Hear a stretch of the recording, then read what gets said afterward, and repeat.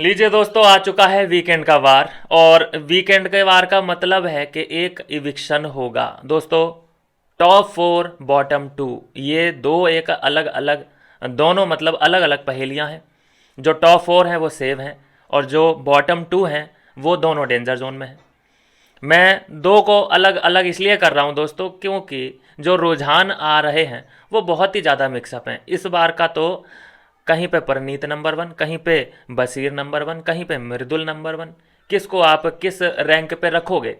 तो ऐसी कहानी है, लेकिन फिर भी मोटा मोटा अगर एवरेज लगाया जाए कि कौन इस वक्त किस नंबर पे है, क्योंकि क्लोज हो चुके हैं वोटिंग ट्रेंड, तो मृदुल नंबर वन पे है, बशीर नंबर दो पर है, अशनूर नंबर तीन पर है, परनीत मोरे नंबर चार पर है, जीशान कादरी नंबर पाँच पर है, और नंबर छः पर है नीलम। तो दोस्तों अब परनीत मौर्य को भैया रख लो, चाहे नंबर वन या टू या थ्री, अशनूर को रख लो टू थ्री फोर, फर्क नहीं पड़ता, ये चारों ही टॉप पे हैं। अब बात करूं मैं जीशान और नीलम, जो कि पाँच और छः नंबर पे हैं। आपको क्या लगता है कि जीशान कादरी को ये लोग इविक्ट कर सकते हैं? नहीं कर सकते। बहुत ज़्यादा वो कंटेंट दे रहा है। मुझे नहीं लगता कि उस पे कोई भी तलवार जो है इविक्शन की लटकने वाली है। नीलम, जी हाँ दोस्तों, नीलम के लिए मैं श्योर हूँ कि नीलम का जाना जो है इस वक्त तय हो चुका है। उसके जो रीज़न हैं, दो रीज़न जो मुझे समझ आ रहे हैं। एक तो नीलम की वजह से तान्या कंफर्ट जोन में है। तान्या का जो कंफर्ट जोन है वो नीलम है, नीलम उसे शॉर्ट कर देती है। कहीं पे भी वो समस्या अगर बताती है उसको, अरे ठीक है तू ठीक है, ऐसे करके वो उसको शांत कर देती है। जबकि मेकर्स नहीं चाहेंगे कि तान्या जो है शांत बैठे। नीलम के जाने से होगा क्या? तान्या का और कंटेंट मिलेगा और वो हगेगी घर में। दूसरा, जो नीलम का मुद्दा है वो घर में चल ही नहीं रहा है, उसका कोई मुद्दा आज तक बना ही नहीं। मुद्दा एक उठाया उसने, क्या क्या होगा?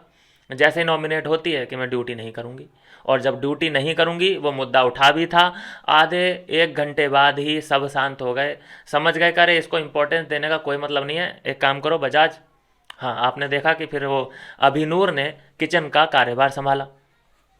तो मतलब कि नीलम का जो मुद्दा था वहीं पे डिस्ट्रॉय हो गया, और फिर दूर से देख रही है कि अरे यार ये क्या हुआ मेरे साथ। मैं तो चाहती थी कि इसमें पूरा घर मेरे पास आए, मिन्नतें करे मुझसे, क्योंकि मेरे को ही खाना बनाना आता है। लेकिन ये अभिनूर ने क्या किया, पूरा लाइमलाइट लेके चले गए। तो प्रॉब्लम ये है कि कोई बड़ा कंटेस्टेंट, बड़ा खिलाड़ी होता है ना, तो उसका जो मुद्दा है वो वर्क करता है घर के अंदर। यहाँ पे वैल्यू किसके मुद्दे को देनी है ये भी बड़ा इंपॉर्टेंट है। बशीर की कोई बात है तो वो बहुत बड़ा मुद्दा बन सकता है। अशनूर की कोई बात है वो बड़ा मुद्दा बनेगा। अभिषेक, ये टॉप के जो खिलाड़ी हैं। लेकिन नीलम का अगर कोई प्रॉब्लम है, कोई मुद्दा है, कोई आता है उसके पास? कोई नहीं सुनने आता उसकी, खुद तान्या तक नहीं सुनती है उसकी बातें। तो घर वाले तो खैर क्या ही सुनेंगे। और तान्या अपनी जो बात है वो रो रो के बता ही देती है, हालांकि उसे भी कोई गिनती में गिनता नहीं है। लेकिन उसकी प्रॉब्लम यह है कि वो हाथ पकड़ पकड़ के बताती है।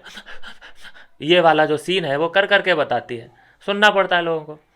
तो तान्या का दोस्तों, सॉरी, नीलम का जो है यहाँ से इविक्शन पक्का है।